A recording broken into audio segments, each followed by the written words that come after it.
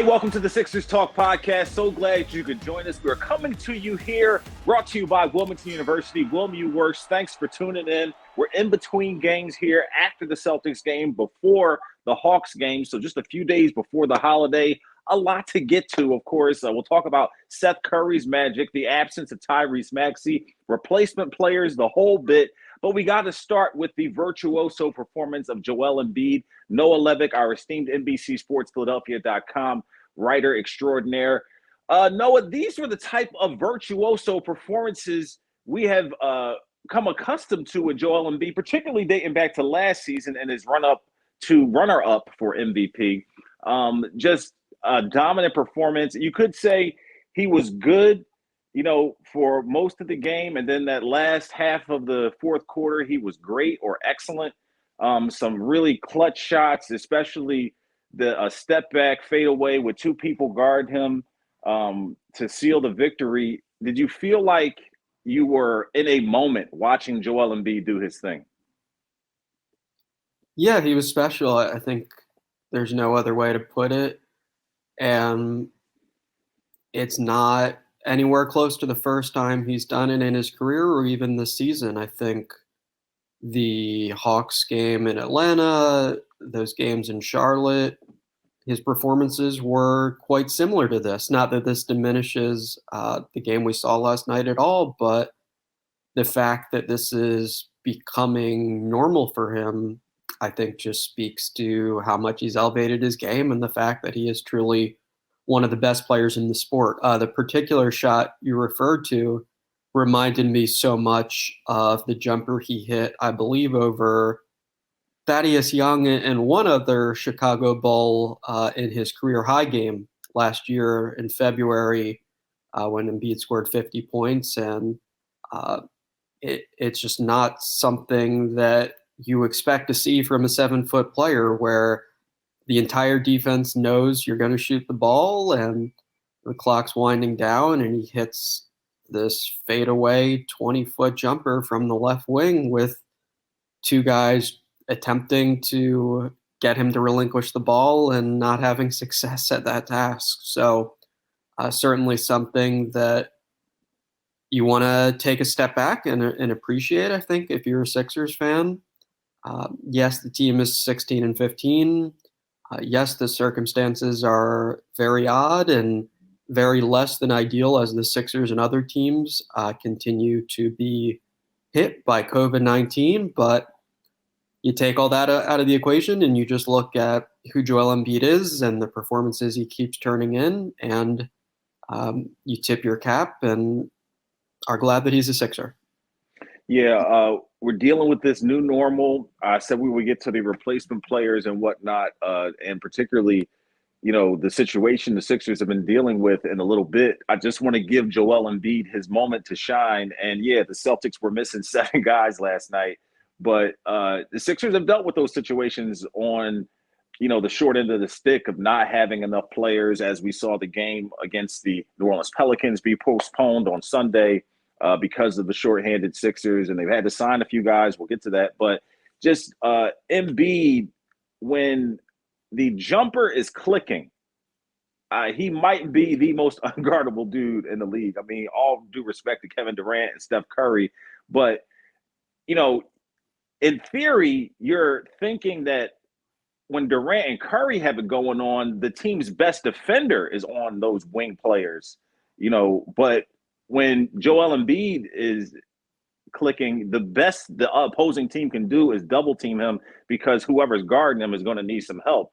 So you look at his fourth quarter numbers: 17 points, 4 rebounds, a steal, 2 blocks, 4-7 from the floor, 9 of 10 from the free throw line. I mean, any other big man, you could probably hack them and send them to the line to kind of slow them down and things like that. But your only hope is to double team Joel Embiid when he has it going on like that, because you're trying to get the ball out of his hands. Like, that's the only option. Were you captivated by his fourth quarter performance, Noah? For sure. And I was surprised, to be honest, that we did not see more double teams, more aggressive double teams, because I'm very much on the same page with you, especially when Embiid's hitting the mid-range jumper, which, as we've discussed, hasn't quite been there for him a lot early this season. I don't know if there's a good strategy to stop him that involves, certainly not one that involves primarily one-on-one defense, as was exhibited last night. So, yeah, and the Celtics had Enes Freedom as the main defender on Joel Embiid, and historically, that's a matchup that's been very heavily tilted in Joel Embiid's favor. So, and also, like Ime Udoka is Boston's head coach, and this is a guy who has practiced against Joel Embiid, has gone chest to chest with him. Like, he knows this dominance firsthand. Embiid's become, I guess, a better player perhaps since Udoka departed, but Boston did guard him well in the first game at TD Garden. Embiid shot 3 for 17, which was his worst performance of the season. But I think last night is an example of how when Joel Embiid has a bad game, it feels like 95 to 99% of the time it's just because he's not making shots that he's capable of hitting, right? I think occasionally you do see teams double team him and fluster him. The Raptors, I think, are a notable example of that, who have had success here and there with that strategy. But most of the time, it's just dependent on Joel Embiid. Is the jumper falling? Is the game working for him? And what it is, if you're a Sixers fan, you just sit back and enjoy it. Not many, you mentioned Sixers fans, not many Sixers fans have been treated to a performance like this from Joel Embiid with over 40 points, 10 plus rebounds, and 5 blocks. So, or 4 blocks and 5 assists, so 40 points or more, 10 rebounds or more, and 5 assists or more. So it was a type of performance that was really, once in a lifetime type of stuff for Sixers fans, because not many times has that happened before in Sixers history.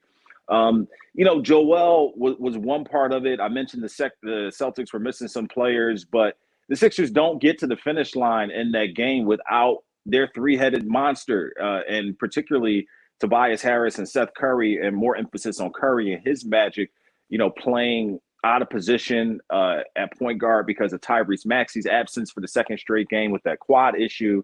Furkan Korkmaz out with another night with an illness, non-COVID related. So another backup point guard, Shake Milton out in the COVID protocol. So the Sixers kind of grasping at straws to try to fill the backcourt. And Seth Curry steps up and continues to show he's more than just a shooter, more than just a guy who some people think is more positioned and regulated to coming off the bench. He shows he can step up at times and moments when the team needs it. And Embiid needs that kind of opposite side of him, doing his thing. He needs that help. He needs another guard or another player who's going to, fill some of that void and step up in the scoring aspect as well as in the playmaking aspect. Did you like what you saw from the two of them playing together, outside of what Tobias Harris contributed? But, in a shorthanded backcourt night, Seth Curry stepping up and being, Embiid's foil, so to speak, was definitely needed. Agreed. I think it's valuable that though the Sixers lack true point guards and true facilitators in the absence of Ben Simmons, they have quite a few guys on this roster that can step in when the team is shorthanded. And we're living in a world where many teams are shorthanded a lot of the time. So sometimes it has been Korkmaz, sometimes it's been Shake Milton. Last night it was Seth Curry. Something Doc Rivers has talked about a ton is when Daryl Morey landed Curry, he was excited about the prospect of putting him in a lot of more pick and rolls, and he thought he had untapped potential in that area and had given Rivers problems when the Clippers faced the Mavs in the postseason with his pick and roll skill. And we've seen it time and time again. Something that stood out to me last night is he just looks so comfortable using the threat of his shot as a weapon, as opposed to maybe perhaps in the past where a defender would close out and he would step into the arc and perhaps give it up to a teammate or perhaps not be entirely sure of himself.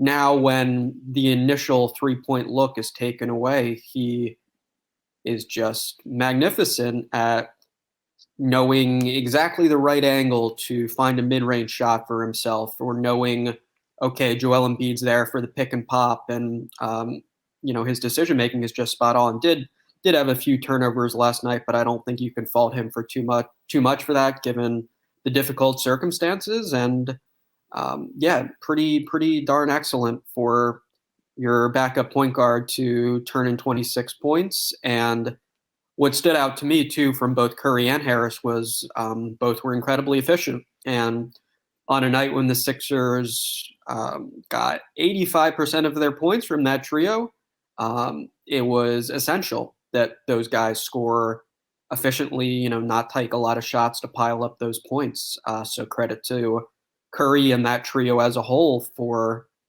stepping up in a huge way. And worth mentioning, he had missed some time with a sore shoulder. So to see him come back and play that way was very encouraging. And they snap a 3-game losing streak, Noah, in a way where it gave me it was a bit reminiscent, especially with them having a fast start for a game for the first time in a while. It just was reminiscent of the 8-2 start, because I saw them, there was a block Danny Green had kind of helping the helper. Matisse with the backdoor cuts, some extra passes. To me, I just saw more of that precision and smoothness that you had seen in those first 10 games of the season, where it looked like that they had something special going on. It didn't quite maintain itself throughout the game, but obviously Joel Embiid heroed them to a victory. But, I think they had an 8-point lead at the end of the first quarter. I really liked what I saw there. And it didn't quite carry over into the second quarter, as I mentioned, but it's just that some of the signs of the chemistry and togetherness that we had seen, and that's just such a relative term when I say chemistry and togetherness, because everything is in such upheaval with the Sixers, missing players due to injury or illness, as well as, the proliferation of, the coronavirus throughout the league. So it's really turning into a battle of attrition league-wide. But did you see some of that crispness in the early going, and was that something that you were surprised by, or was pleasant for you to see? I wouldn't say I was surprised by it. I think the whole team was aware, as the Sixers had to be, that these really slow starts need to end sometime soon. They just kept digging themselves these big holes. I think I'd looked up the numbers heading into this game. They were something like 28th, 27th in the NBA in first quarter net rating over the last 7 games, which just isn't nearly good enough for a team that considers itself, a potential championship contender. So I think it was about time that trend was reversed. Part of what was intriguing for me was just seeing Danny Green and Matisse Thybulle as the starting wings. I think Doc Rivers has tended to look at that as it's one guy or the other as his starter, which is fair enough. He clearly likes the backcourt of Maxey and Curry when everyone's healthy. But it is really interesting when you just look at the numbers. The Thybulle Curry minutes tend to be highly positive for the Sixers. Last year, those minutes, the team had a plus 15 net rating per cleaning the glass. And then heading into last night's game, in a minuscule sample size, it was an outrageous plus 55. And, we'll keep tabs on that. But as you said, at least as far as the way the team started in the first quarter, it was good. And maybe there are more opportunities, at least in my mind, to play Thybulle and Green together and just not have situations where you're only playing Thybulle 15 or 20 minutes a game and minimizing some of his defensive greatness because you believe it has to be either him or Green. Maybe you can pair those guys up a little more, in my mind. And at least at the start of the game, team looked good. And Matisse Thybulle, we've talked a bunch about the cutting. Again, he flashed that a little bit last night and showed that even if he is a subpar shooter for the time being, perhaps there are other ways that he can contribute offensively. Curious if you think Tobias Harris benefited from the two of those guys starting. Obviously, they're not going to shoot as much as, maybe some other guys who might be in the starting line. You have Seth and Maxey in the backcourt. They're both going to shoot the ball more. Maybe that's obviously less shots for Tobias. He comes out and has, a great complementary game to Seth and Joel. And I think, the three of them score some ridiculous amount of 40-plus points of their points in the first half of the Sixers, 51 in the first half. So I'm curious, Tobias comes out and has a great complimentary game and really, gets to the free throw line 10 times, which is not common for him. What did you see from him that maybe was a product of those other two guys being there? I agree with the overall point you make. I think neither Thybulle nor Green require the ball. They're just stationed off ball and happy to play off whatever the main shot creators are generating. And for the Sixers, it looked like the team was determined early in the game that Tobias Harris be one of those main guys. And they were calling actions for him. And I think just seeing the ball go through the hoop probably built a little positive momentum, scored the team's first 5 points in the game, started to believe in himself again, perhaps. And credit to him for sticking with it, even at a time where the criticism has been justifiably intense. And it's clear that the rhythm and the flow that he relies so much on just hasn't been present for him, and kind of snapped the fingers, and it seemed like that was back for him. So, yeah, some of it's probably intangible stuff like that. Some of it's probably the team making an emphasis to get him the ball, and him recognizing, too, that free throws are an easier path to scoring, perhaps, when the jumper's not falling. And then some of it is that starting lineup and the situation the Sixers were in, being very shorthanded and getting almost all of their scoring from three guys. But yeah, it was 46 of the 51 first half points, which was absurd, and the proportion didn't even fall that much in the second half. I believe it ended up being 85% of the team's points were from that trio. And good for the Sixers that Tobias Harris was part of that trio, and a significant part. Yeah, played really well and a nice bounce back game. All right, great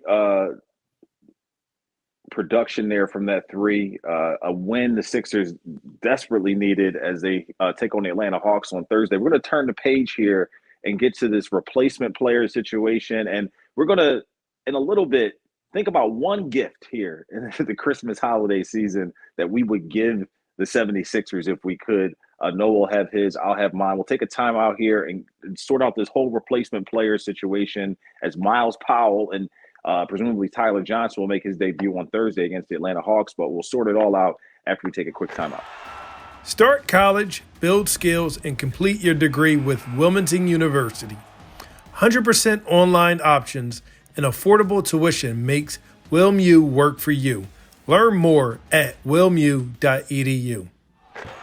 Hey, Noah, it is a weird new normal that we're dealing with here. The coronavirus and its variants are wreaking havoc on the league, the sports world in general, I should say. I mean, we're coming to you guys here on a Tuesday as the Eagles are playing a game that was postponed from Sunday because Washington had about 24 players in the COVID protocols, and it is just proliferating through the sports world.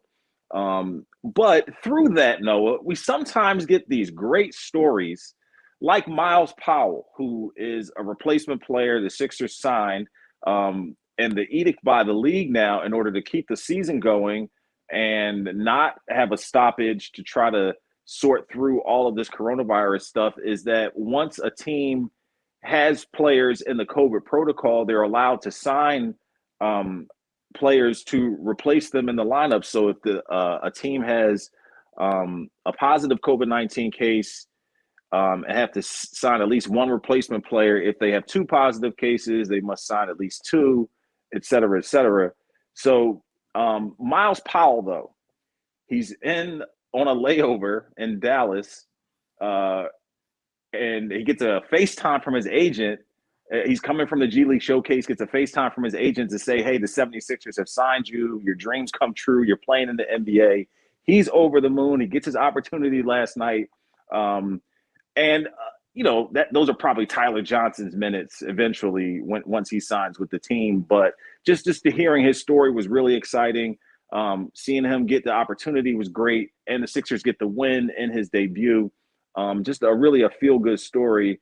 And, Tyler Johnson, not a guy to pick up considering, where things are and the state of things. A guy who's played over 300 NBA games, I believe, and just has some of that savvy of a veteran that the team could use at this time to kind of shoulder them through this situation. So this replacement situation, the COVID-19 stuff, Noah, are you kind of overwhelmed by it all? Are you happy with the league's decision to try to keep the season going? Do you think they need to stop down? What do you make of all that's been going on in that regard?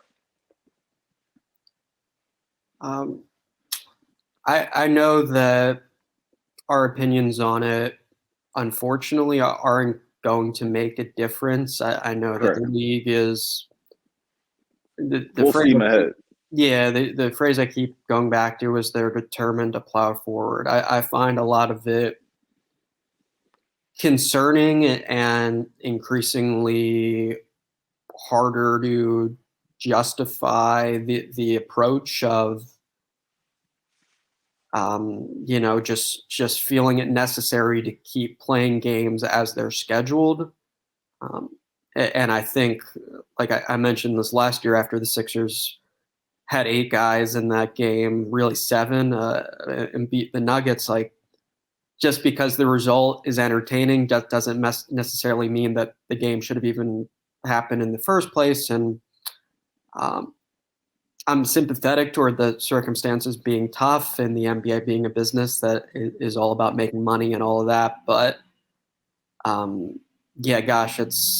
it's difficult just knowing. We heard from Joel Embiid, we've heard from Tobias Harris. Like, yes, these players are young and healthy, but just because they show up with health and safety protocols in the injury report doesn't mean that you snap their fingers and 10 days later they're back and it's just like they had a hamstring tweak. I would like to see there be a little more value placed on player health as opposed to the entertainment the players are providing at the benefit of the league. But I'm also realistic that it just doesn't seem like things are going to change in that regard every time soon. I also agree with you that it is a legitimate little silver lining here that you get stories like Miles Powell and you get opportunities for fringe players who otherwise wouldn't have had those chances. Just to clarify a little with Powell, he is a two-way player. So the Sixers waived Grant Riller, who they'd signed this offseason. Unfortunately for him, just didn't get many shots with the Sixers, tore his meniscus in the preseason, and then suffered a shoulder sprain in the G League. So Miles Powell played for the Bluecoats Friday, right? He played against the Bluecoats on Friday, so that was actually his G League debut. Miles Powell had also been injured, a right knee injury, and the Westchester Knicks just happened to be in Wilmington, Delaware.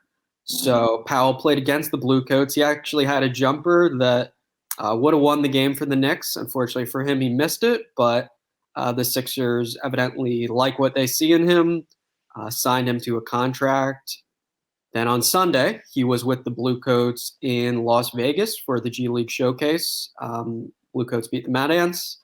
And then he was flying, this is via his Instagram story, on a private jet with Paul Reed and I think Aaron Henry as well to get down to Boston. And those guys were available. Doc Rivers did not use Paul Reed, but we also saw a few minutes from Aaron Henry. He was out there guarding Jason Tatum. And Miles Powell, good for him, this long journey to make his NBA debut in a literal and figurative sense. I agree with you that Tyler Johnson, who the team plans to sign as a replacement player on a 10-day deal would probably be preferred if Doc Rivers is in a spot where it's either Powell or Johnson, just because he has so much more NBA experience. But Powell will always have this, and you can't take it away from him. And I think, of course, it adds to how special it is for him that he's a local kid from Trenton who's playing for the Sixers last night against the Boston Celtics. And what translated from these replacement players to the Sixers game against the Boston Celtics was, unfortunately, the bench only putting up a single point against Boston's 18, but the Sixers were able to overcome that to win the game. Powell put up a couple shots that didn't go, but I feel like the Sixers are kind of at that moment where it's just survive and advance and, make sure that they're in position to try to win and producing as much as they can, and hopefully they can overcome and get some of these reinforcements back. But a cool story for Myles Powell. Hopefully Tyler Johnson is the help that this team needs. But the reason why they need the backcourt help is the injury with Tyrese Maxey, who is dealing with a quad contusion. How serious is that? Do we expect to see him back against Atlanta, Noah, or do you feel like that he might miss another game and be questionable heading into that one? I'm sure they'll be cautious with him. I know Doc Rivers has said before that, he's so young and so enthusiastic that he's one of those guys, maybe you can't trust his self-assessment with injuries because he's always going to want to play and probably could get rid through it, but maybe it wouldn't be prudent to do so. My sense is he's not that far off. I mean, he was a limited participant But theoretically, you're chasing Trae Young around all night, so a tough game to tough Trae first Young, game back. Trae Young is also in health and safety protocol, so we don't know if he'll be back on Thursday. So just another illustration of where the league is at. But yeah, so Tyrese Maxey, the last time the Sixers practiced, he was a limited participant. He did a little shooting off to the side and that sort of thing at their shoot around before the Pelicans game was postponed. Questionable heading into this one. So even if he does miss the Hawks game, I don't sense that there's anything gravely concerning here. He thought he picked up the injury against Miami, contesting a Kyle Lowry layup and taking a knee to the quad, which he admitted was painful. But we're not talking about, I don't think, any serious injury here, and you'd imagine he'd be back soon. And of course, the Sixers will welcome his return and will welcome healthy bodies, as you say. Noah, we are in a situation where the 76ers are 31 games in. They are at play-in status at the moment. Doc Rivers, before the game, mentioned Ben Simmons' absence and the hole that his absence leaves this team at the point guard position. Obviously, the injuries compound that. With all that said, we're in the Christmas season. We're in the giving season. If we could give the Sixers a gift, and it's something that you feel like would help them on their way to finally, as Doc Rivers mentioned in that discussion pregame, figuring out, I'm paraphrasing, their identity and who they are. What would be that gift? If you could think of something to bless them with, what would be that thing that you would give them that would help them figure out that identity or propel them on their way? This is very funny because for some reason, until the last few seconds, I thought you were saying GIF, like an animated GIF.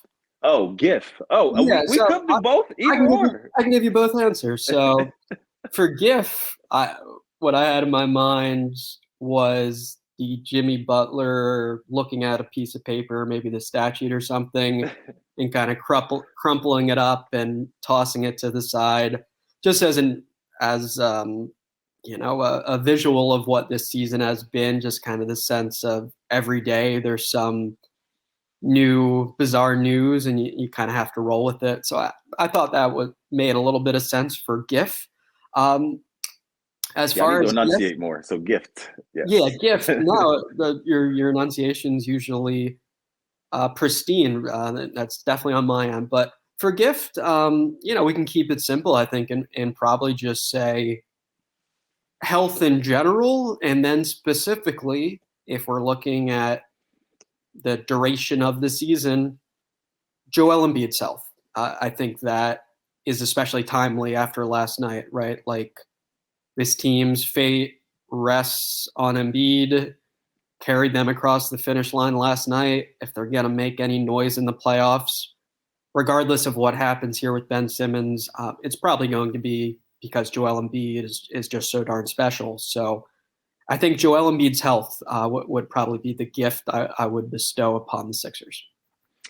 I don't know if I have a GIF. That way we can differentiate between the two. So I'll go GIF and say, I don't quite know. For some reason, like the Iverson shrug kind of comes to mind, where he's like arguing with the refs, I guess, and he's got the shrug going on, because I just don't know who these guys are so far on the season because of so much upheaval. I do know Joel Embiid is special, and I agree with you 100% that as Joel Embiid goes, this team will go. But the thing I would give them is some help with someone who can create their own shot. So, so much speculation and stuff surrounding the Ben Simmons trade, and it's worth mentioning they can still get some help without figuring out the Ben Simmons thing by the trade deadline. So how that materializes, I'm not quite sure, but they need someone who can create their own shot and be able to be someone they can lean on in crunch time, where it doesn't have to always be Joel or Seth Curry, coming to the rescue. So I think that would be the thing I would give the team. I'm in a situation right now where I only envision them being like in that lower half of the playoff race. I don't envision them being a 1 seed again, or, being in that top 4. But obviously, I think the Bulls are 19-10 and they're in second place. I think the Brooklyn is 21-9. The Sixers have 16 wins. So everything's in play theoretically. Like, you don't have to make such a gigantic leap to get to the top of the Eastern Conference. But unless they get that help, I don't see that, coming to fruition. And I'm not completely sure that the Simmons thing will get resolved. So I'm kind of like pushing that to the back burner. I would love to see it take place, but I just don't know how that will play out. So just getting a shooter, shot creator, someone who can help them out. It's funny. I'm looking at the Knicks and I see what Alec Burks is doing for them, and thinking that he was on the Sixers a short while ago, and maybe the timing wasn't right. And I know he wanted to get paid in some aspect and money the Sixers didn't have, but a player like that, who is interchangeable offensively as a combo, and can also score in ways that maybe other players on the Sixers right now can't. I think it's just something I think of. But maybe we'll get there. Maybe we'll get there at some point. Yeah, those were interesting times when the Sixers had Trey Burke, Alec Burks, and Glenn Robinson. But with Burke and Burks in particular, the team, I think, has understood for a long time that, it is lacking in that. Find a way to get a shot, just do something on the perimeter when our offense is stagnant, and we need someone to make it happen. Trey Burke kind of having an okay season with the Mavericks. I've been catching them on the highlights, a time or two. Mm-hmm.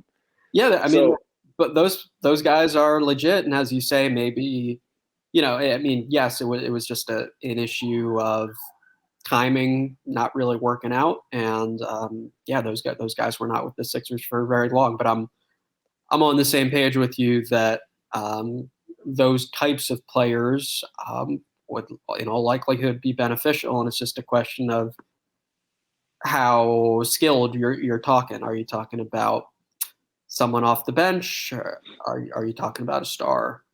So we shall see exactly how it develops with the Sixers. I will also say, just briefly on the Simmons topic, I think, again, every night that Embiid shows that he's a guy who can do 40, 10, 5, it just provides further evidence of the need to do well in this deal, as opposed to roughing it, as unsatisfying as that might be.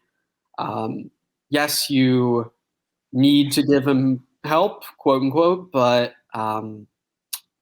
there's no reason to settle for what that help looks like, or to feel, the urgency to get that help done in January or mid-January or whatever it might be. I think it is okay to take your time here, as long as you do well in the deal itself, and that continues to be on Daryl Morey's plate. You know what? Playing devil's advocate a bit, so many people are upset or, excuse me, concerned about Embiid's window and him being in his prime, and the Sixers, wasting that by not resolving the Simmons thing, lickety split. But do you feel like he has 4 more years, 3 more years of this type of level of play? If you had to, put a number on it, where do you think he is in that prime window? Because reason being, you said that you want to make sure that they take their time and get it right. Do you feel like that's jeopardizing Embiid's, money years? Yeah, I will say that same sentiment to me did not ring true when I heard Daryl Morey talk about we can wait 4 years. And no, I disagree with the idea that it would be smart decision making to just let Ben Simmons sit here for the duration of his contract, of course. But I do think that it's not necessarily disastrous or wrong if the deal doesn't happen before the trade deadline. Again, I understand that would be incredibly frustrating given how much speculation there's been about this topic, and given that it would, I think, on the surface feel a little bit wasteful, at least in the context of this season. But we shall see how that plays out. As far as Embiid's prime, I think a lot of it is just going to ride on his luck, and his luck hasn't been great thus far in his NBA career. And then you also have to factor in the size and the apparent increased risk of injury just for that reason.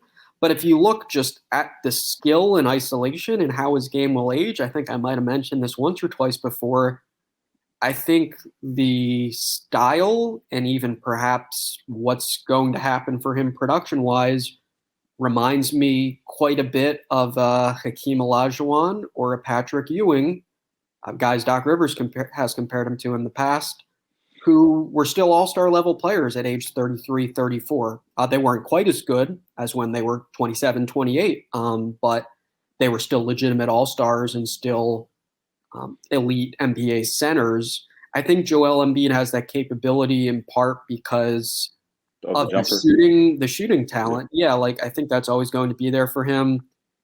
I think he draws fouls at an elite level, of course, and you don't think that will diminish very much, especially since he's shown that capacity has not suddenly diminished with the NBA's new points of emphasis with the rules this year.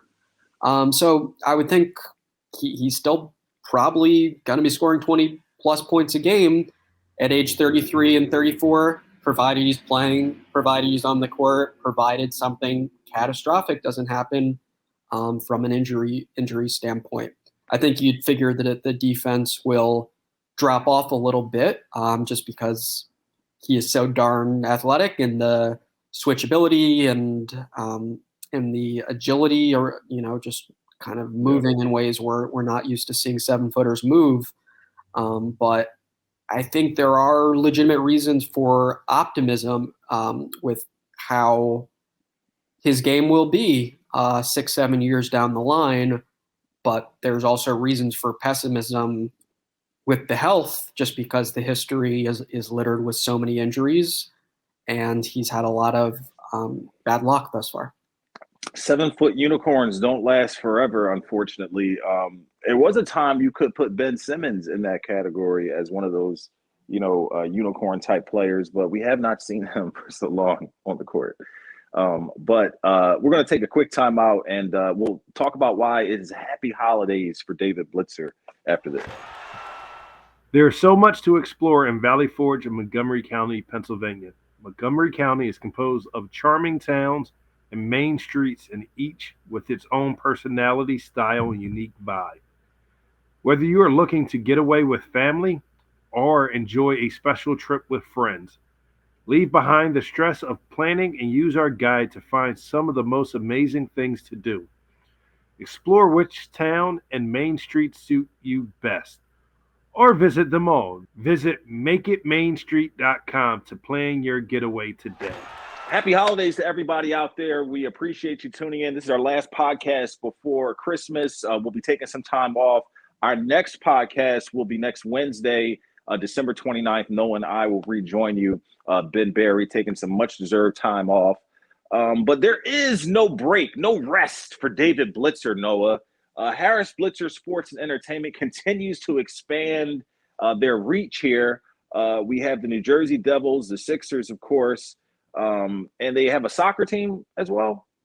Or is that just – okay. Crystal Palace, yep. Okay, I didn't know if that was just Josh Harris or if that was the conglomerate as well. But David Blitzer throwing his hat in the ring with a 35% minority stake in the Cleveland Guardians. And yes, this is a basketball podcast. We will quickly talk some baseball. And what is not even baseball necessarily, but just David Blitzer and Harris Blitzer Sports and Entertainment. Are they? Is this just another step in their sports, conglomerate that they're building? Do you see them, acquiring more stakes and franchises and whatnot? I mean, they're two young guys, on the youngish guys who are, kind of plowing through here. And, I didn't see this coming, or, even the soccer acquisition, or even going back to the Jersey Devils acquisition. But what do you make of this? I guess a lot of it will probably depend on how their current assets fare. You got to have the money, baby. You got to have the money. Sure, yeah. But Harrison Blitzer seemed to like owning sports teams, and at this current rate, I don't even know how many more you can buy a stake in. Secure, but, right? Yeah, there are certainly, international opportunities perhaps on the table for them. I think maybe they'll look at the cricket market, or they could look at some other sport that's out there that has a wide global audience, if they're interested in sports ownership opportunities that are potentially lucrative. But David Blitzer, the co-managing partner, will now be a huge Cleveland Guardians fan, and have a large stake in that team. So we'll see how that pans out. Cool to be talking about the Guardians. I'm liking that name. Yeah, you liking the logo too, and the vibes? Yeah, you're getting from that. Okay. Yeah. What I'm curious about, and I don't know their return on their investment with these other purchases, but obviously they made out like fat rats with their acquisition of the 76ers, which has, really returned. I think, what did they buy it for under 300, and now it's valued at over $1 billion. So like 3 times a return on their investment. So all I'm trying to say is that I wonder if the Sixers acquisition and the success they had there has empowered them and made them able to make some of these other purchases. Okay, they're already billionaires before buying, the 76ers, or at least Josh Harris is. Not sure about David Blitzer's financial situation, but I'm sure that had to be a catalyst to them being able to make some of these other moves. Agreed. I think in part just having the financial capacity to do so, and then part developing an appetite for it, for sure.